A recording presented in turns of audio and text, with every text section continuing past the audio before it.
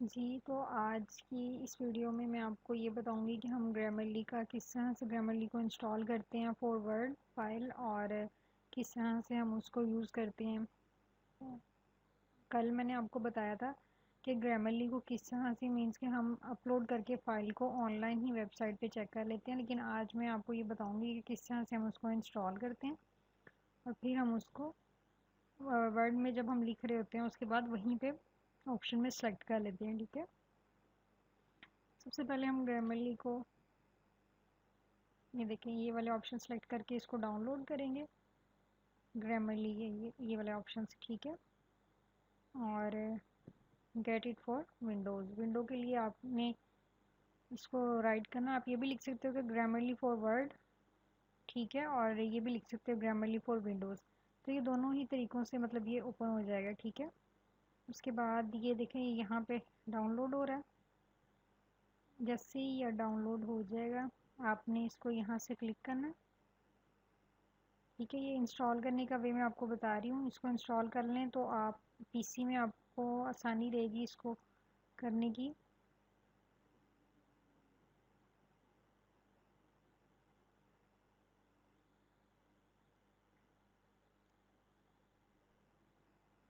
ठीक है, यहाँ से आपने गेट स्टार्ट पे क्लिक करना है। उसके बाद उनका है फॉर वर्ड और फॉर आउटलुक। हम वर्ड के लिए यूज़ करते हैं लेकिन आप आउटलुक भी सिलेक्ट कर सकते हो। उसके बाद इसको इंस्टॉल करना है।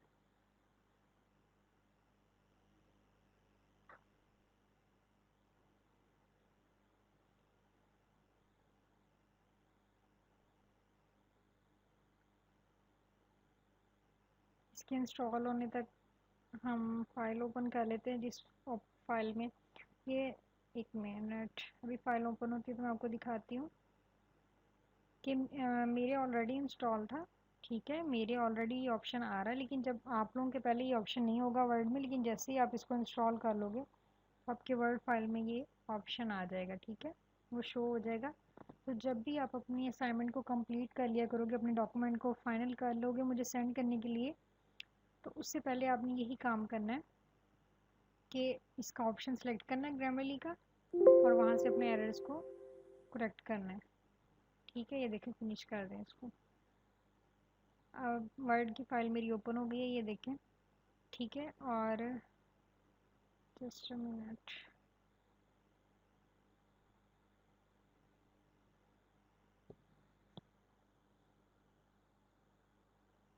ये देखें, ठीक है। यहाँ पे जैसे ही हमारी वर्ड की फ़ाइल देखें आपने ओपन की है मैंने, और सॉरी यहाँ पे मेरा ग्रामरली अकाउंट नहीं आ रहा है।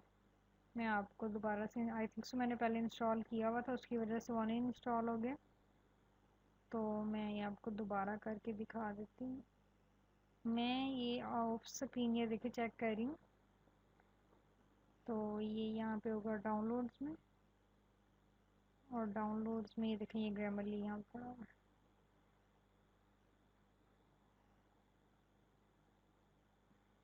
आई थिंक सो मैं उसने मेरे पहले वाले को अनइंस्टॉल कर दिए और वो दोबारा इंस्टॉल करने पे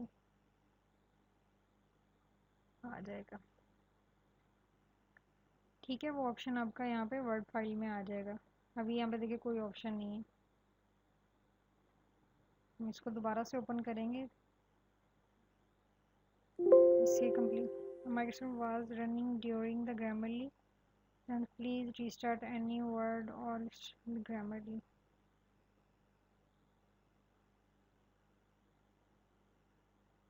आई थिंक सो कि इसमें इशू ये आ रहा था कि मैंने वर्ड की फ़ाइल ओपन करने के बाद ग्रामरली इंस्टॉल की है, तो प्रॉब्लम कर रहा है। बट नो आ गया है यहाँ पे, ठीक है। ये देखें ये ऑप्शन यहाँ पे शो हो गया, मेरा ग्रामरली इंस्टॉल हो गया। अब ये ग्रामरली यहाँ पे वर्क कैसे करेगा, अब जैसे ये देखें इसके ऊपर क्लिक किया आपने, यहाँ पे इस तरह से भी ये आ जाता है ओपन ग्रामरली, ठीक है। और यहाँ पे भी ये देखें इसका ऑप्शन शो हो रहा है। जैसे ही आप इस पर क्लिक करोगे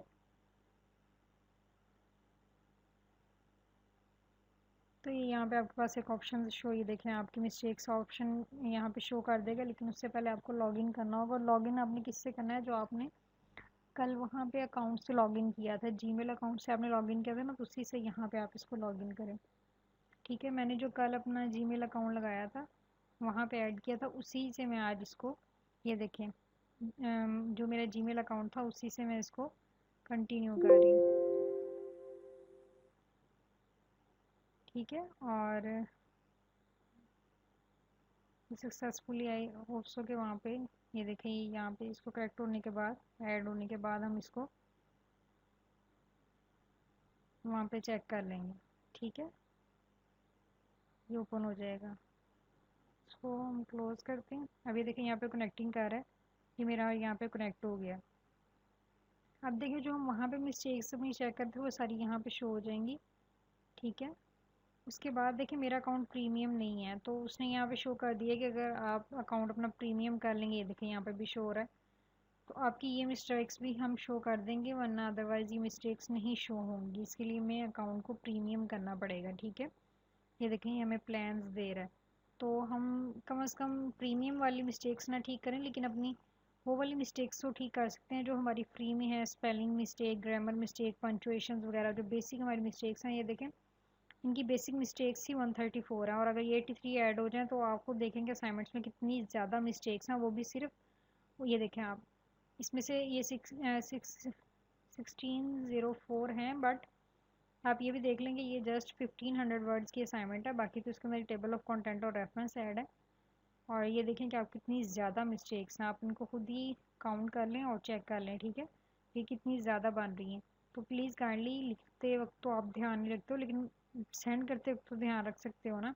तो ये देखें यहाँ पे ये एरो है, ये जहाँ पे मिस्टेक्स आ रही है ना, ऑल बेसिक इश्यूज, इसके साथ ही यहाँ पे देखो एरो नीचे को जा रहा है, आप यहाँ पे आओ, इस पर क्लिक करो तो ये आपको पहली मिस्टेक दिखा देगा। उसके बाद यहाँ आप इसको पेज को स्क्रॉल भी कर सकते हो अपनी मिस्टेक्स के लिए। ठीक है, इस यहाँ से यहाँ आ जाओ, यहाँ तो मिस्टेक पे ऐसे क्लिक करो और ये आपको शो कर देगा, अदरवाइज़ आप यहाँ पे क्लिक करते जाओ और ये आपको मूव करता जाएगा। ठीक है, ये देखें इस यहाँ से, ये मैंने दरअसल कल वाली ही फाइल ले ली है, तो इस पर सेम ही मिस्टेक्स आएंगी, मैंने उसी को ठीक किया है। आप अब ये सोच रहे होंगे कि मैंने कल की फ़ाइल ठीक की थी, लेकिन मैंने ये फ़ाइल जो कल फ़ाइल मैंने ठीक करने के बाद डाउनलोड की थी, वो फ़ाइल मेरी डाउनलोड्स में पड़ी हुई थी, ये फ़ाइल मैंने यहाँ से अपलोड की थी, तो ये यहीं से मैंने दोबारा इसकी एग्जांपल देने के लिए ही दोबारा से इसको यूज़ कर लिया।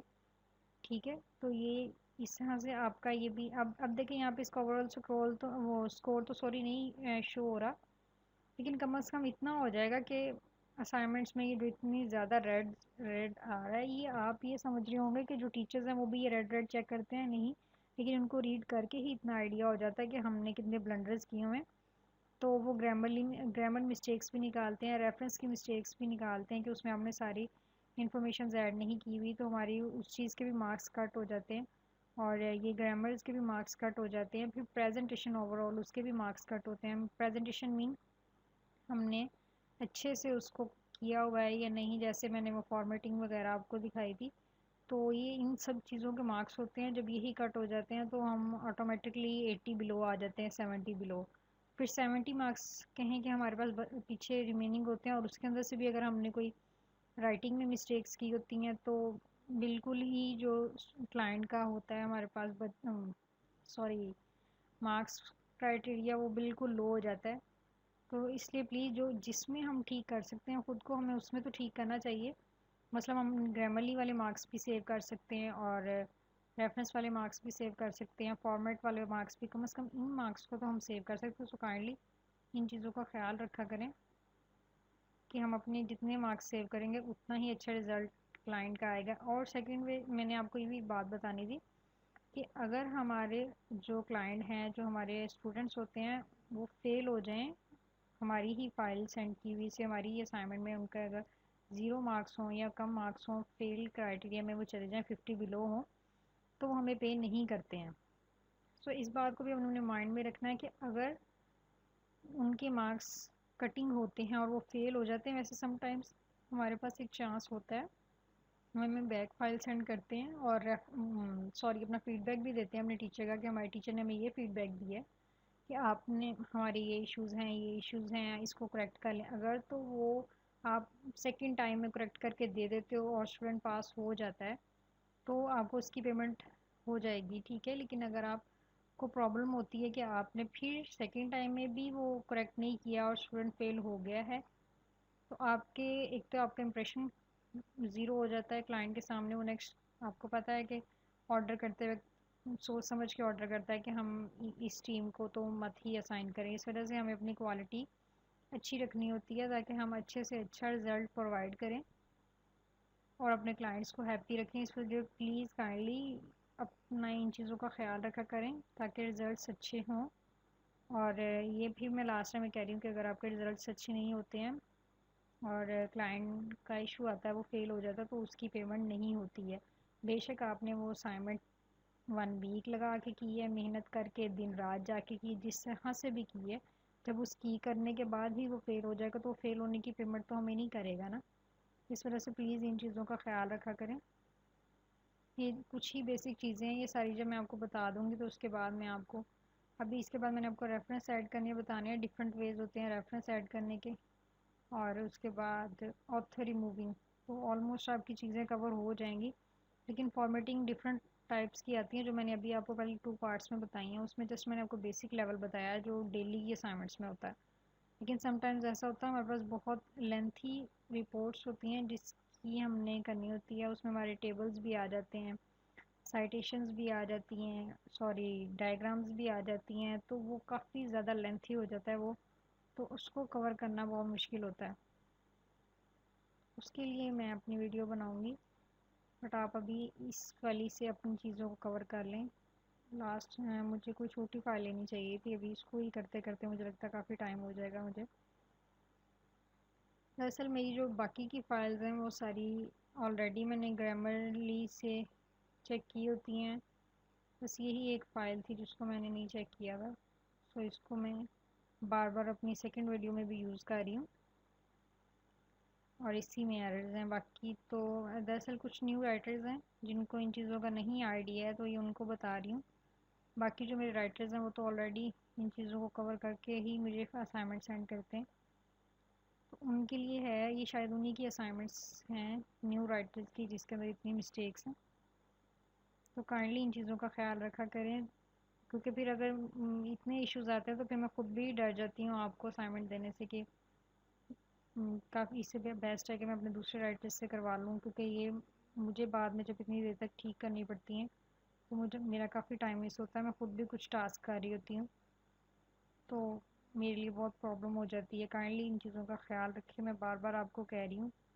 बार बार चांस लेना और ये सब करना आपको पता है कि काफ़ी मुश्किल हो जाता है, टाइम भी नहीं होता है इतना, हमको टाइम पे प्रोवाइड करना होता है, ठीक है।